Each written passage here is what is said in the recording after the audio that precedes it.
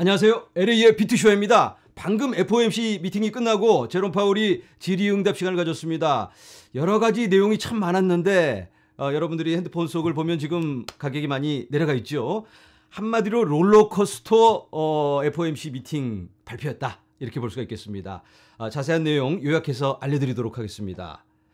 자, 화면에서 보시는 게 연준 0.75% 인상을 승인하여 금리를 2008년 이후 최고 수준으로 끌어올리고 향후 정책 변화를 시사. 그러니까 0.75%를 올렸는데 뭔가 약간 누그러뜨릴 수 있는 어떠한 힌트를 줬다. 이러한 기대감에 이게 11시에 이제 발표가 됐는데 미국 시간으로요. 현장감을 느끼기 위해서 차트로 보여드리겠습니다. 1분봉입니다.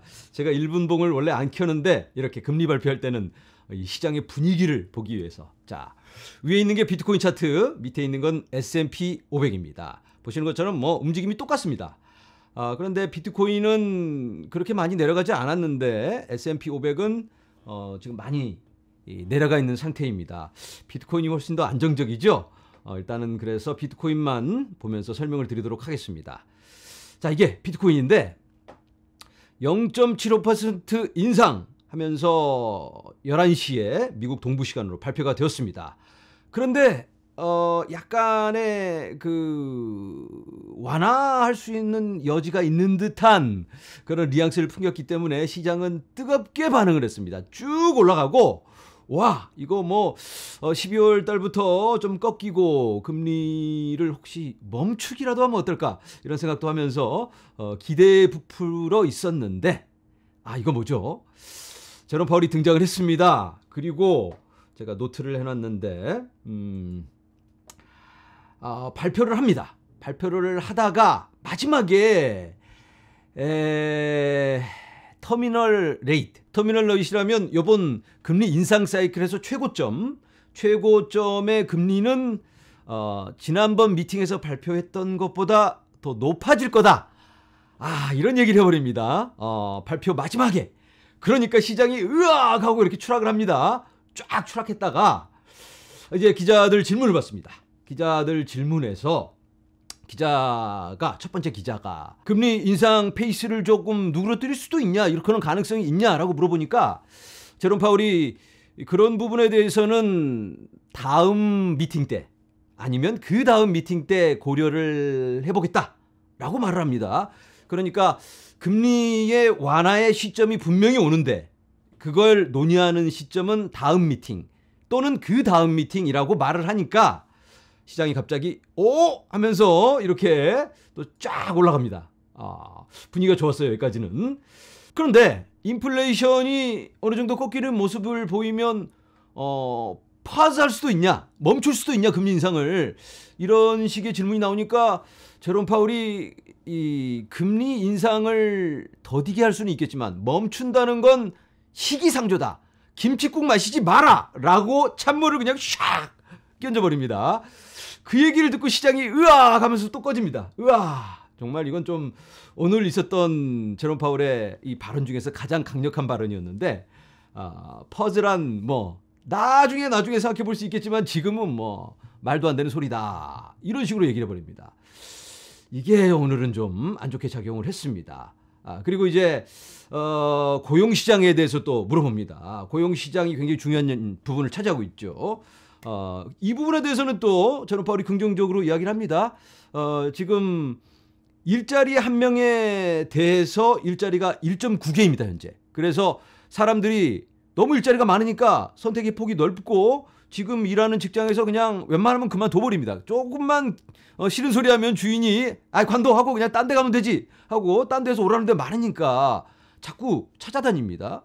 그런데 이제 그게 조금씩 꺾이는 모습을 보여줍니다. 그러니까 고용시장이 아직은 좋긴 하지만 지금 이 금리의 영향이 차근차근 조금씩 영향을 끼치고 있습니다. 반영이 되고 있습니다. 이 부분에 대해서는 어느 정도는 긍정적인 모습을 보이고 있습니다. 그리고 웨이지 스파이럴에 대해서 기자가 질문을 합니다. 웨이지 스파이럴이라는 건 인플레이션이 오르니까 월급을 올려받아도 물가가 더 올랐으니까 월급 올라가나 마나입니다. 그래서 직원들이 월급 더 올려달라고 이제 주장을 하게 되죠.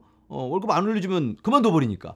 그럼 어쩔 수 없이 주인이 월급을 올려주고 월급이 올라갔으니까 어쩔 수 없이 또 물건값을 올려야 됩니다.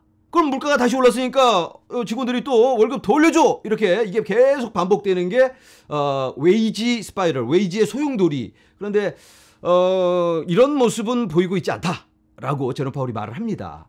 그렇지만 이게 만약에 보이기 시작하면 이건 큰일 나는 거다. 그래서 이 웨이지, 임금, 그리고 고용시장이 굉장히 중요한 부분을 차지합니다. 이건 잠시 후에 또 설명을 드리도록 하겠습니다. 그리고 기자가 유엔의 경고에 대해서는 어떻게 생각하냐. 유엔이 얼마 전에 경고를 했죠. 야, 너네들 연준 너무 그렇게 혼자 막 나가면 어떡하냐. 딴 친구들도 생각을 좀 해줘야지. 글로벌 경제가 이렇게나 어려운데 미국만 뭐 생각하고 금리 팍팍 올리면 딴 나라 다 죽는다. 좀 신경 좀 써줘라. 이렇게 이야기를 했는데 거기에 대해서 제롬 파월이 미국 경제는 현재 지금 너무나 단단하고 미국이 그래도 안정적인 모습을 유지하는 게 더 중요하다. 다른 친구들도 좀 생각을 해야 되겠지만 지금은 미국이 안정적인 모습을 보여준다면 장기적으로는 딴 친구들한테도 더 좋게 작용을 하지 않겠냐. 미국마저 흔들린다면 좀 어렵겠지만 이렇게 핑계를 댑니다. 그리고 또 기자가 주택 가격에 대해서는 어떻게 생각하냐. 지금 막 심하게 꺼지고 있는데 지금의 이 긴축 정책이 너무 과한 거 아니냐. 왜 이 후행성 지표에만 의지를 하냐. 너무 이거 뭐 다 지난 몇 달 전 지표, 지난달 물가지수 이런 것만 가지고 결정을 하냐. 지금 주택이 심하게 흔들리고 있는데 이런 부분에 대해서는 제롬 파월이 예전에 한번 얘기를 했었는데 조금 과하게 하는 게 그 리스크가 덜 하는 것보다는 더 낫다.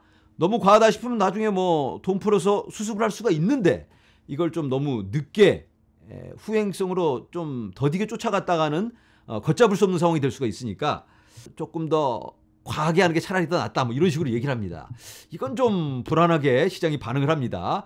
이런 모습에 오늘 시장이 후반부에 들어서 크게 하락을 하고 있는데 그리고 마지막에 소프트 랜딩의 가능성이 희박하다라는 식으로 이제 인정을 합니다. 이걸 받아들입니다. 소프트 랜딩이란 건 리세션까지 가지 않고 경기 침체까지 가지 않고 경기 둔화 정도로만 좀 부드럽게 소프트하게 이 인플레이션을 처리할 수 있다. 이런 주장을 계속 펴오다가 가능하다. 그렇게 될 거다. 이렇게 얘기하다가 지금은 조금 그 낮은 가능성을 이야기합니다. 그러니까 시장의 이 불안한 상황을 인정을 하고 가는 모습을 보이고 있습니다. 그래서 시장이 오늘 굉장히 마지막에 불안하게 이렇게 마무리를 했습니다. 지금 현재 비트코인 가격이 22,261달러입니다. 여러분들이 이 영상을 보실 때쯤에는 어디에 가 있을지 모르겠지만 오늘의 금리 발표 시장에는 부정적으로 작용을 했다.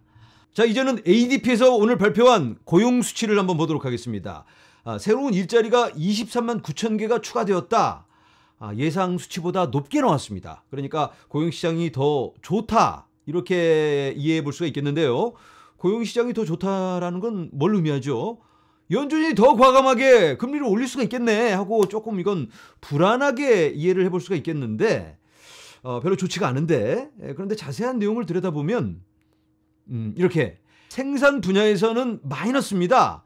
제조업에서 크게 떨어지는 모습을 볼 수가 있습니다. 이건 뭐 너도 나도 다 일자리 지금 줄이고 삭감하고 직원들 내보내고 있잖아요. 그런 것도 우리가 많이 뉴스로 접하는데 그런데 서비스 분야에서 굉장히 높은 일자리가 추가가 되었습니다. 그런데 또 여기도 자세하게 보면 인포메이션, 파이낸셜 서비스, 프로페셔널 서비스, 교육 뭐 이런 것들은 다 마이너스입니다. 일자리가 줄었습니다. 그런데 추가가 된 게 레저, 하스피탈리티, 숙박업 이런 것들이 굉장히 올라갔는데 여기에 종사하는 일자리가 많이 생겼다. 사람들이 놀러 다닌다. 금리 올라도 놀러 다니는 겁니다. 그리고 여기 이 운송, 그러니까 비행기 타고 가야 되니까 차 타고 이런 부분에 대해서도 일자리가 더 추가가 되었습니다. 금리가 오른다고 놀러 갈 때를 안 놀러 가는 건 아닙니다. 조금은 줄일 수는 있겠지만 지금은 그동안 모아놓은 돈이 많이 있기 때문에 사람들이 아직 은행 잔고가 마르질 않았습니다. 그래서 마음은 좀 무겁지만 금리가 올라가네 하면서 놀러 갑니다. 저도 여행 갔다 왔잖아요. 그렇게 지금 이 개인 소비는 크게 영향을 받지는 않고 회사들이 어려운 겁니다. 회사들이 뭐 우리 자주 들여다보는 어떤 IT 업체에서 직원들 내보내고 어려우니까 그런 데서는 이렇게 줄이는 모습을 볼 수가 있는데 서비스업에서도 줄이는데 이런 레저 이런 것들은 개인 소비가 줄려면 어떻게 돼야 되죠? 금리가 오르네 하면서 여행은 가지만 만약에 직장을 잃었어 이러면 그때부터는 좀 어려워집니다. 탕수육 먹으려다가 짜장면 먹어야 됩니다. 그래서 이게 바로 직접적인 영향을 받게 되는데 그래서 지금 전반적으로는 고용시장이 줄어들고 있다. 우리가 이걸 확인할 수가 있습니다. 하지만 개인의 소비는 아직은 영향을 받지는 않았지만 이게 일자리가 자꾸자꾸 줄어들고 아까 살펴본 것처럼 고를 수 있는 선택의 폭이 줄어들면서 그때부터는 이제 실질적인 타격을 받게 됩니다. 그래서 우리가 이 지표로 살펴볼 수 있는 건 전반적인 고용시장은 축소되고 있는데 개인적으로 놀러 다니는 건 아직은 영향을 못 받고 있지만 일자리가 줄어들기 시작하면서 타격을 받는 사람들이 생기면서 곧 이런 부분들도 영향을 받을 걸로 예상할 수가 있겠습니다. 그래서 시간의 문제이지 일자리는 줄어들고 고용시장은 연준에서 예상하는 대로 그런 수치에 맞게 축소가 된다면 전반적인 금리 완화 또는 멈춤의 이 조건이 마련해지게 되는 거죠. 하지만 시간이 걸릴 수 있다. 네, 오늘 발표된 금리 조금은 아쉬운 결과인데요. 잠시 후면 또 여러 전문가들이 여러 언론 매체에서 분석을 하고 또 자기네들의 의견과 예측을 내놓을 겁니다. 그리고 연준의 여러 인사들이 시장이 또 너무 과하게 반응을 한다면 또 한마디씩 하면서 여러 가지 조율을 하겠죠. 그런 부분도 참고하시고 여러 가지 대응을 하시면 좋을 것 같습니다. 오늘은 여기서 인사드립니다. 여러분 감사합니다.